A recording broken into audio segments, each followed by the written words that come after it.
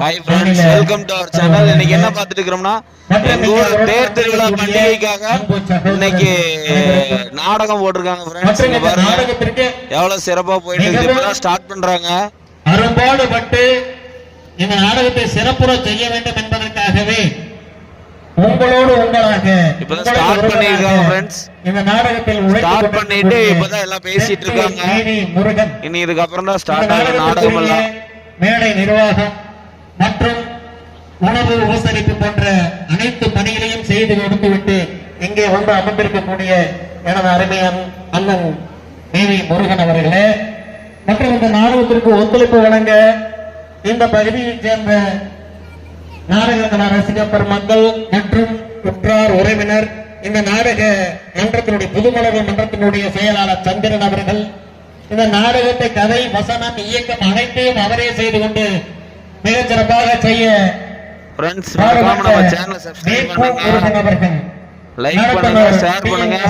உங்க ஊர்ல இந்த மாதிரி கமெண்ட் பண்ணுங்க. உங்க ஊர்ல இந்த மாதிரி சேனல் இருந்துச்சு, உங்க ஊர்ல இந்த மாதிரி நாடகம் நடந்தாங்கன்னா கமெண்ட் பண்ணுங்க ஃப்ரெண்ட்ஸ். சந்திரனாவும் மிகச் சிறப்பாக பாடுபட்டு இந்த நாடகத்தை நடத்துவதற்கு செயலாளராக செயல்படுகிறார். அவருடைய செயல் மிகச் சிறப்பானது. அவருக்கும் எனது வாழ்த்தை தெரிவித்து மறக்காம லைக் பண்ணுங்க ஃப்ரெண்ட்ஸ், சப்ஸ்கிரைப் பண்ணுங்க சேனலை. நிறைய பேர் சப்ஸ்கிரைப் பண்ணாமே பார்த்துட்டு இருந்த நமது ஈரோடு வடக்கு மாவட்ட கழக செயலாளர் என் நல்லசிவம் அவர்களும், அந்தியூர் சட்டமன்ற உறுப்பினர் அவர்கள் ஏசி வெங்கடாசலம் அவர்களும், மற்றும் நமது பவானி ஒன்றிய கழக செயலாளர் கே பி துரைராஜ் அவர்களும், போரங்காட்டூர் திரு ரவி என்கிற ரவீந்திரன் அவர்களும், மற்றும் தீன்பாளையம் வடக்கு ஒன்றிய செயலாளர் பாசத்திற்குரிய அண்ணன் சிவபாலன் அவர்களும், மற்றும் இந்த பேரூராட்சி மன்றத்தினுடைய தலைவர் தனலட்சுமி குமாரசாமி, காதல் ஒரு கண்ணாமூச்சி என்று ஏன் எழுதியிருக்கிறார் என்பதை நீங்கள் இறுதி வரை இருந்து பார்த்தால்தான் தெரியும். இடையிலே சென்று விட்டால் அது காதல் கண்ணாமூச்சியா என்னங்கிறது உங்களுக்கு தெரியாம போயிடும்.